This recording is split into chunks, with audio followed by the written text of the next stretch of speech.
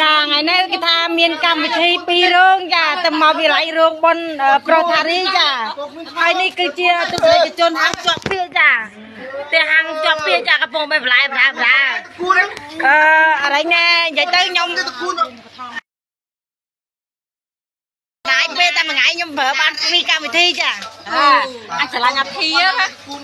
មានឆ្លាញ់អាធាតាអាធាស្អាតអាចឆ្លាញ់អាធាចានោះគឺជាម៉ែកូនកំមុំចានេះជាបងប្អូនសាច់ញាតិ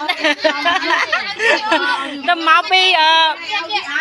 កម្មវិធីមកពីកម្មវិធីផ្ទះប្រុសថារីគេបនបច្ច័យ4ហើយខ្ញុំថ្ងៃនេះខានលក់មួយថ្ងៃបាន2រោងភ្ជាប់ពាក្យ1រោងហើយបនបច្ច័យ4រោងចាចាញ់ខ្ញុំចាំហើយខាងហ្នឹងវេលាម៉ោង2ភ្ញៀវគេមកដែរចារោងមានដូចគ្នានេះអានេះរោងភ្ជាប់ពាក្យចាហើយនេះមើលមុខចាថ្ងៃនេះគឺសប្បាយចិត្តមែនតើចាថ្ងៃសៅរ៍ទី